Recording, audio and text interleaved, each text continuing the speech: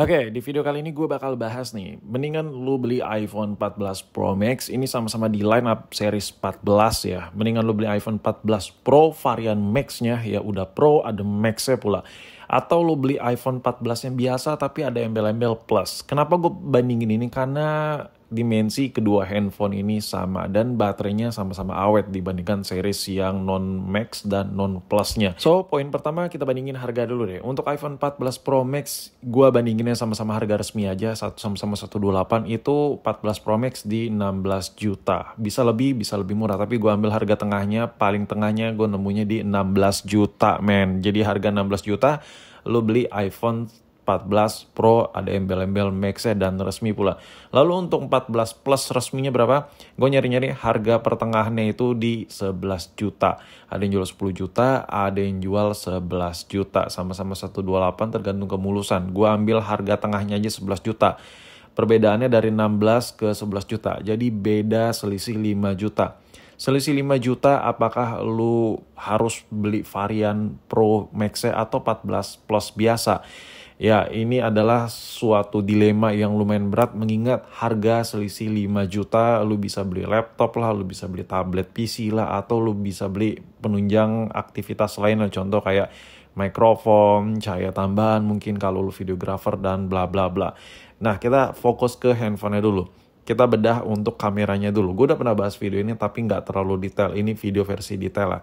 Nah, selisih 5 juta, apakah lu perlu atau tidak upgrade ke varian Pro-nya dari yang series biasa? Kalau lu udah punya iPhone 14 Plus dan lu pengen upgrade ke Pro, varian 14 Pro Max, apakah worth it? Saran gue tanggung, mendingan lu langsung skip ke 16 aja, ngumpulin duit kalau belum mampu. Nah, di sini gue kasih lihat dulu spek yang ada di Apple Crowd ya. Untuk varian 14 Plus, lu lihat yang di strip-stripin, nah itu ada 3 poin yang tidak ada di iPhone 14 Plus. Tapi ada di iPhone 14 Pro Max. Nah, selisih harga 5 juta lo dikasih night mode di mode portraitnya. Jadi ketika lo foto blur-blur gitu ada mode malamnya. Lebih enak untuk foto gelap-gelapan untuk portraitnya. Dan ada macro fotografinya dan ada Apple Pro RAW-nya. Nah, 3 poin ini apakah lu butuh atau tidak? Nah, kalau iPhone 14 Plus biasa lu pakai buat jepret-jepret. Kalau kebutuhan lu cuman kayak buat foto produk, yang which is kalau foto produk lu ada cahaya yang udah proper, atau buat foto-foto sosmed yang menurut gua Pro RAW itu nggak terlalu butuh ya, kecuali lu memang spesialis di jepret. Saran gua lu ambil aja yang varian Pro Max ya. Tapi kalau cuman buat foto produk atau foto-foto buat sosmed, varian biasa udah cakep banget. Ini contohnya dari iPhone 14 Plus gue jepret. Nah, jadi ada 3 poin tambahan dengan selisih 5 juta. Menurut gue apakah butuh? Balik lagi sesuai kebutuhan. Dengan kebutuhan yang ada di 14 Plus biasa, buat gue secara personal itu udah lebih dari cukup. Kamera iPhone 14 Plus menurut gue udah oke banget. Dan sekarang gimana kalau video recordingnya bang? Mengingat yang satu boba, yang satu non boba ya kan. Nah, yang satu kamera model silang kayak gini. Apakah sebeda itu dengan selisih harga 5 juta kalau kita ngobrolin soal kamera untuk videografernya ya? Sebenarnya buat lo yang record di dalam studio, misalnya kayak gue gini, gue ngerekam di dalam studio, kamera boba yang ada di iPhone itu butuh-butuh enggak sih. Butuhnya nanti gue coba jelasin. Kita coba bahas enggak butuhnya dulu deh. Selisih 5 juta menurut gue lumayan overpriced ya. Mendingan yang biasa aja kalau cuman rekam-rekam di dalam studio kayak gini kebutuhan lo. Dan di outdooran menurut gue udah lebih dari cukup yang biasa. Ini lo bisa lihat kameranya halus dan kalau buat mode zoom 2 kalinya juga nggak pecah ya. Aman, jadi nggak terlalu butuh. Dan kekurangan ambil Pro Max itu, ambil varian Pro, kadang kita kalau ngezoom itu ngeblur karena ada satu set dia sama kamera makronya. Nah, sedangkan ini ngezoomnya lebih halus, tapi memang ketajamannya beda dengan yang optical zoom, cuy. Tapi ini udah oke banget, men. Gua ngelihatnya udah cakep, nampol, udah apa ya? Mode 2 kalinya meskipun cuman ala-ala gitu, tapi udah lebih dari cukup. Kalian bisa lihat lah. Ini kalau di zoom juga lumayan sharp, kagak pecah-pecah, kagak blur-blur gitu untuk zoom 2 kalinya ya kan. Nah, jadi balik lagi, gue tanya lagi ke kalian. Kalau buat cuman di studio-studio kayak gue gini, lebih dari cukup kan? Nggak mesti boba-boba ya kan. Nah, buat makro, buat gue secara kebutuhan daily gue nggak butuh. Nggak tahu buat kalian. Mungkin kalau butuh yang buat jepret-jepret dalam keadaan deket banget, ambil aja yang varian Pro Max ya. Nah, itu yang bisa gue gambarin untuk perkamera-kameraan dengan budget 5 juta. Apakah kalian butuh atau tidak perbedaan 5 juta itu? 5 juta lumayan boy, 5 juta lumayan sekali. Nah sekarang ngomongin dimensi. Handphone ini benar-benar sama, cuman case-nya nggak bisa ya. Kalau lu punya case iPhone 14 Plus, lu pakein di Pro Max nggak bisa, beda. Bukaan kamera gede banget ya. Kalau iPhone 14 Plus, bingkai kamera kecil, sedangkan bingkai kamera 14 Pro Max tuh gede banget.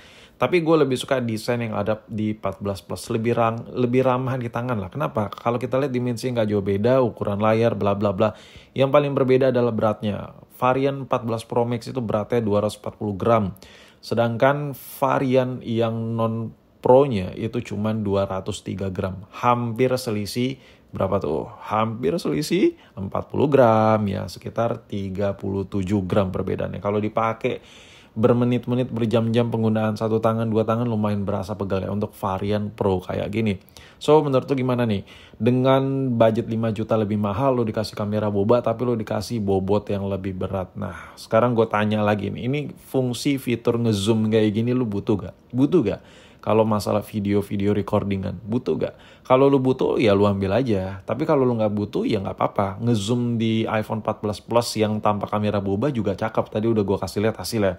2 kali zoom untuk studio-studio di dalam ruangan atau di outdoor-outdooran lebih dari cukup. Cuman kalau lu lebih sering video-video outdoor, ya ambil boba aja. Lebih cukup, lebih oke gitu buat ngezoom. Cuman buat di dalam studio, dengan cahaya yang proper, cukup kok. Varian 14 Plus. Nah kesimpulan gue kalau dipakai buat daily, handphone ini hampir nggak berasa bedanya. Memang untuk performa meskipun sama-sama line up series 14, cuman chipsetnya beda ya. Untuk varian Pro-nya ini dia lebih kencang tapi nggak sebeda itu performanya. Nggak sampai benchmarknya hampir setengah juta perbedaannya. Nggak segitunya. Balik lagi ya, karena performanya nggak terlalu beda jauh. Jadi ketika lu abis foto atau ngerekam video terus lu buat edit itu masih oke banget. Dan gua flashback lagi, kamera 14 Plus yang lagi kalian lihat ini oke. Ini tuh gue buat ngezoom enak kan. Gue buat ngezoom juga nggak pecah. Dan kelebihan bayar 5 juta lebih mahal lu dikasih Dynamic Island. Mungkin kalau lu masih ada rasa gengsi-gengsinya ya udah, dan duit lu ada, ambil aja yang varian 14 Pro Max ya. Sedangkan yang 14 Plus biasa masih poni, tapi poni versi gen terakhir ya yang udah kecil-kecil. Nah, untuk performa gue kasih lihat nih. Untuk 14 Plus biasa ya 5 juta lebih murah lu dikasih benchmark 1,3 juta ya. Ini buat ngegame bisa rata kanan semua sih menurut gua, lumayan enak dan lumayan nyaman. Sedangkan untuk 14 Pro Max ya dikasih benchmark di 1,4 jutaan. Nah selisih di hampir-hampir 100 ribuan gitu, 1,3an ke 1,4an ya. Dan 14 Plus biasa pun, ini gue coba ngedit nih, ini gue coba ngedit pakai 14 Plus, ini enak-enak aja. Hampir gue gak berasa bedanya sama iPhone 14 Pro Max gue. Jadi so-so lah, lu ngedit di 14 Pro enak, ya maksud gue di 14 Pro Max enak, ngedit di 14 Plus juga enak. Selisih 5 juta untuk performa gak berasa buat gue. Jadi menurut lu gimana nih? Apakah lu harus beli yang varian Pro atau tidak? Tulis di kolom komentar.